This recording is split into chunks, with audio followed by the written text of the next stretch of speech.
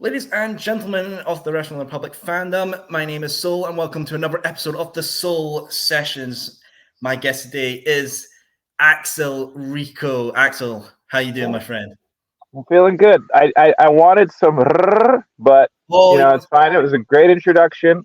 We'll hey, get through it. the Scottish tongue, we can't roll very well. All right. That's why I wasn't gonna give you any crap, but I'm just usually I like it. I like it when people give me a little bit of an R. But either way, I'm happy to be here.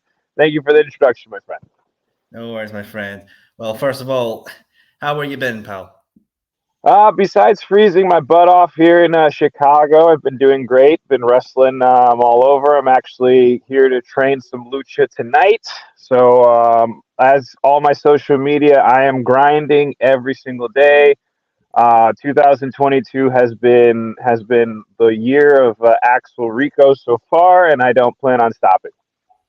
That's it, my friend. That's it. It's all about that grind, just pushing on up there. Speaking Yeah. about the grind, you recently had a match on AEW Dark against Jorah Joel of the AHFO. How did you find that match? When I first, I went into it, obviously nervous as, most people would do because AEW is a fantastic and an amazing company and just excited to be there.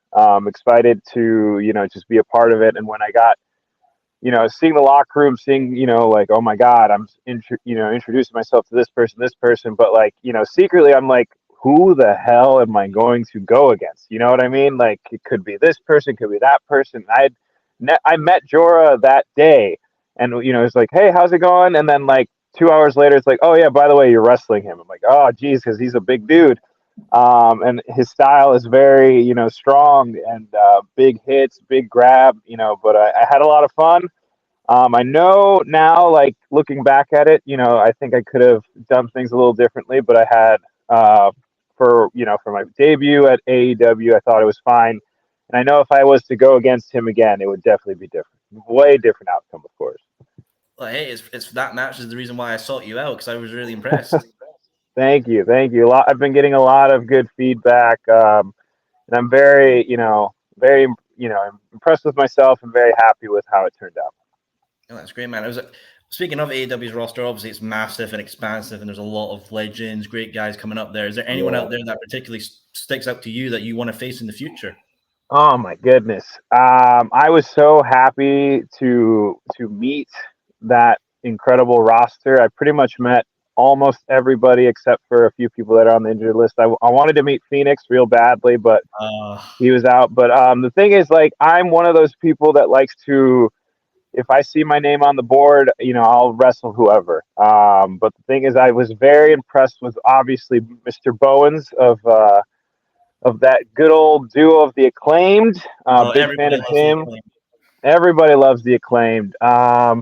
Actually had a lot of good conversations with Anthony Agogo. I would appreciate to see how I would do with that ginormous man. Maybe just duck the lines here and there. But the thing is, I liked a lot of the guys that I met in that roster, and I'm pretty sure I would love to wrestle any of them.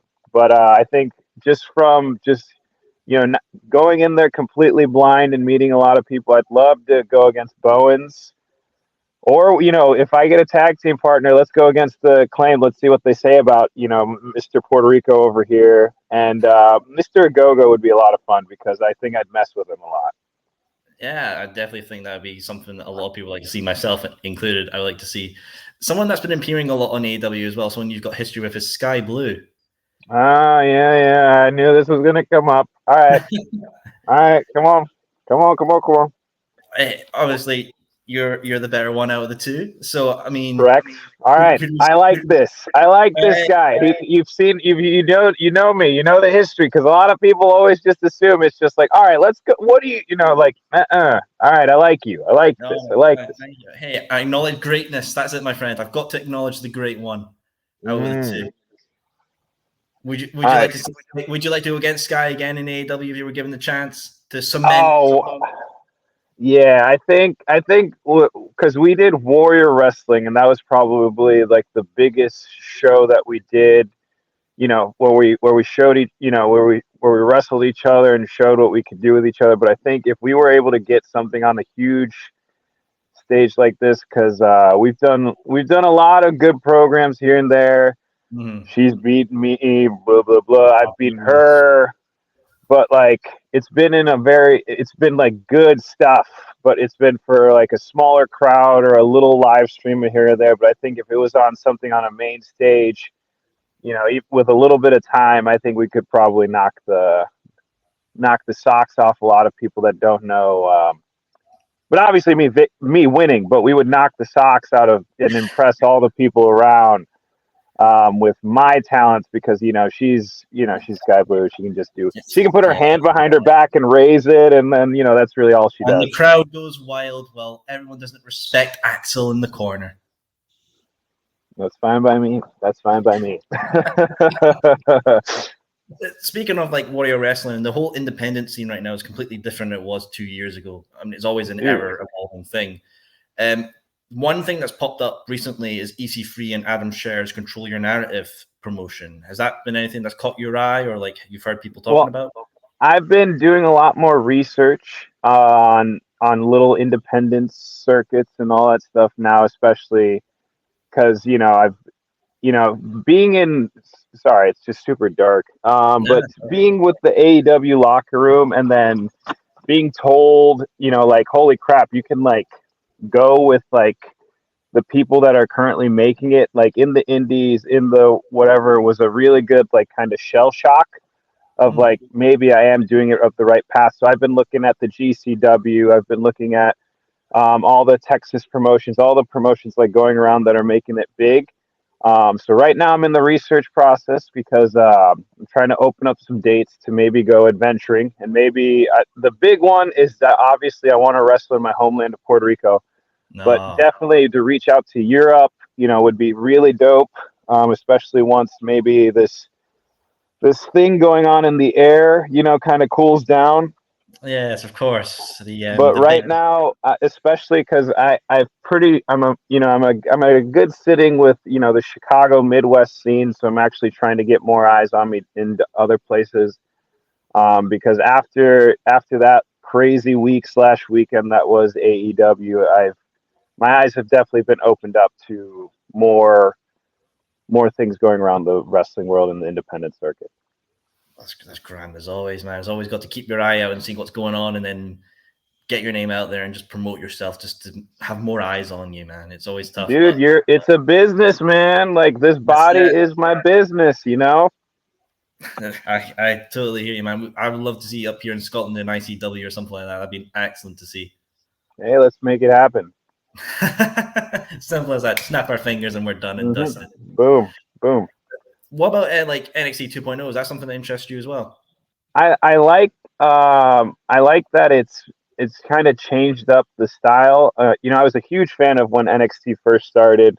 Seth. I remember like the first thing I looked at when I first saw it. It was just like Seth Rollins and like cow, short, tights and all that stuff. And I was like, huh, this guy's probably gonna make it someday. And it's one of those things that it's new, it's different, where a lot of people are kind of skeptical, but that's you gotta take chances sometimes.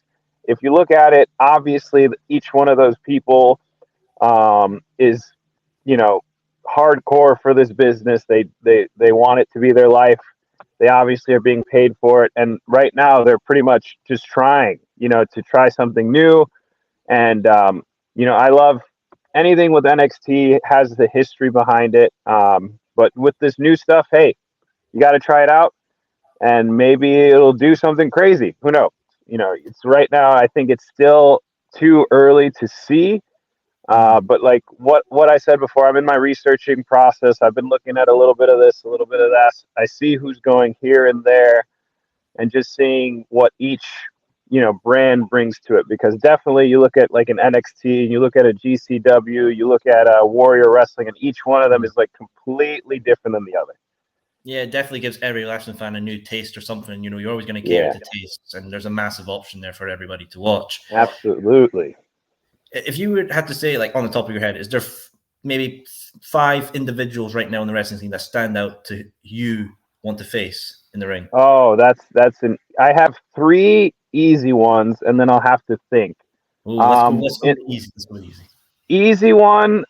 This guy I've known him for about almost 3 years now. He's with AAA. His name is Ares. He's the king of strange style, and he's really, really super good at what he does. On top of like flying and doing what he needs to do as a rudo or a technico, the guy can wrestle anybody. He could wrestle a broomstick and make that broomstick look like $1,000,000.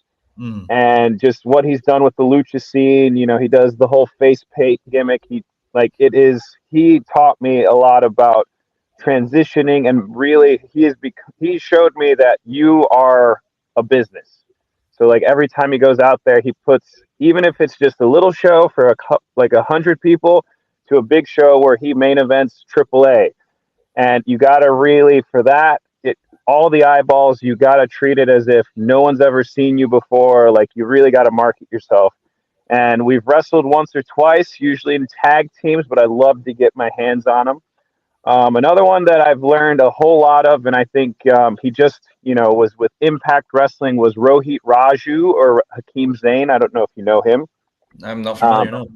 Definitely look him up. He's one of those guys that if you see him just wrestle, like, you don't even realize that you're being, like, it's a show. Like, the guy just brings your eye in and makes you want to keep watching, because no matter every time I've seen him work, it's just been like, wow, I'm in awe.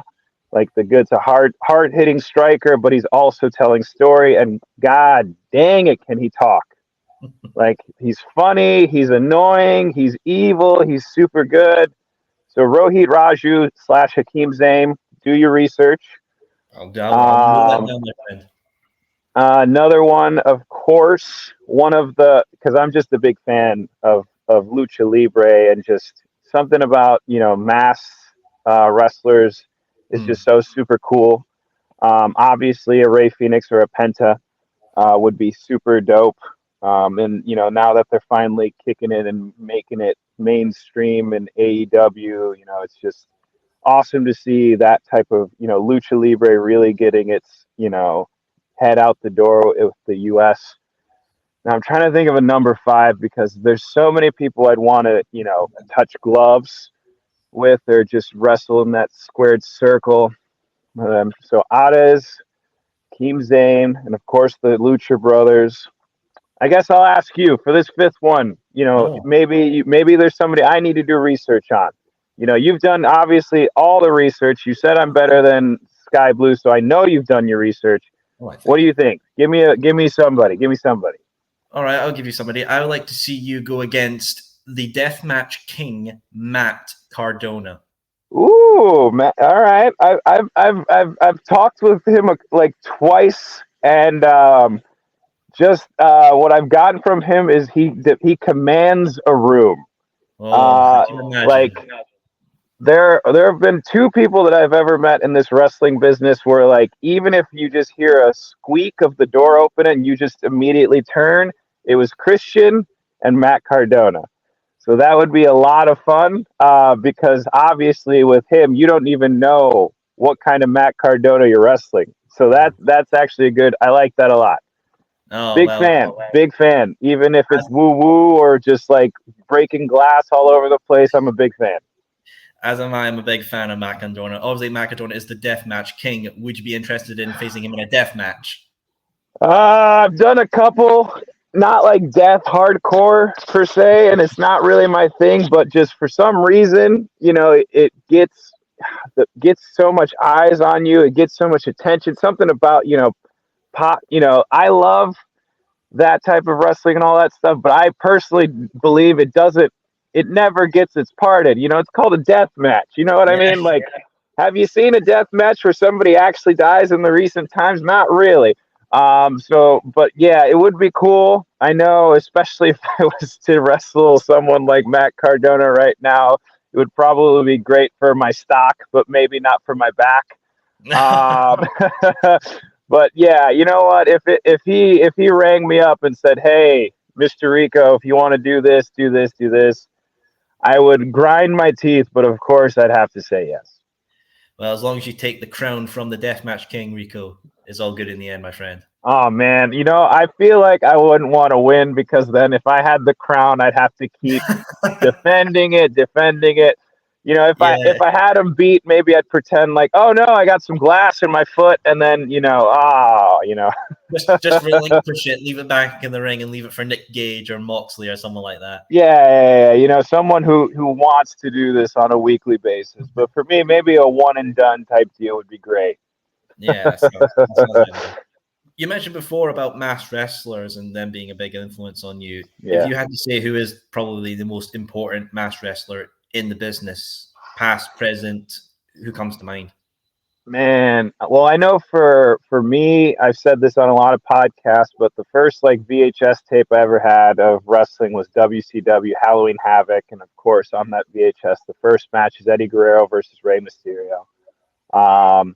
So like for somebody, because I was born in the early '90s, so like he was the kind of the first breakout star that really brought it into my eyes. And then, now that I'm older, realizing that he was pretty much one of the first to like really stand out, especially when he got into WCW and WWE, he was like one of the first people that became public.